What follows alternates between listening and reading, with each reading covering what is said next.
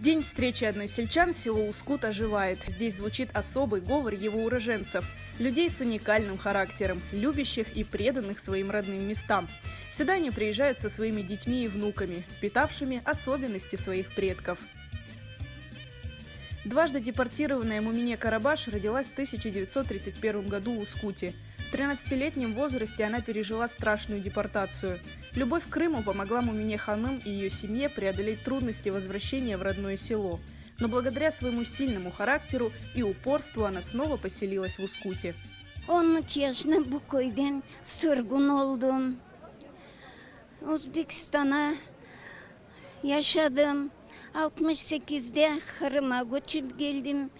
Ahmetciğin Tankulan Parkı'na gece gündüz 3 ay olup yaşadım parkına, aeroportuna. Krasny Перекоп'a egerim 1 yıl yaşadım. 11 yıl işledim. Şimdi 30 yıldan beri doğan köyüme yaşarım. Встреча односельчан в Ускуте традиционно начинается с молитвы в мечети Ат-Тухур, датируемой XIX веком. После возвращения крымских татар мечеть вернули мусульманской общине. Рядом с ней установили памятник жертвам депортации. Наша джами Ускутска, была при советской власти переоборудована в кинотеатр. Ну вот, значит, благодаря жителям джами вернулась в свое исконное, первоначальное состояние, которое оно и должно было быть. Вот. Еще дел много, конечно, но потихоньку будем приводить в порядок. На берегу Черного моря ускутцы поют народные песни, делятся детскими воспоминаниями, рассказывают истории об Ускуте. Her yıl kemde görüşke kısmet olsa kerem. 1 yıl kemedim былтыр hastaydım orada.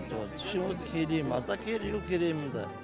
Ну неме, көйдештерін көрейім, қарым kem, балаларын kem, неме, әлі көрші, таныстырайым епсінен. Аллаға шүкір, яна болса, яна керім. Я приехала с дедушкой, Харбабашкой. Каждый год приезжаете? Да, я каждый год приезжаю, мне нравится здесь. Мы заходим, Дувалар читаем всегда. Моему дедушке нравится очень. Он всегда сюда приезжает, Дувалар читает. Вот всегда. Приехали с семьей, с детьми, с племянниками. Вот таких малышей привозим, чтобы передавать из поколения в поколение наши обычаи, традиции, чтобы всегда они помнили и знали, что значит Корышов. Местные активисты своими силами восстанавливают данные об уроженцах села, погибших или пропавших без вести во время Второй мировой войны. Не забывают здесь и об Алакатской трагедии.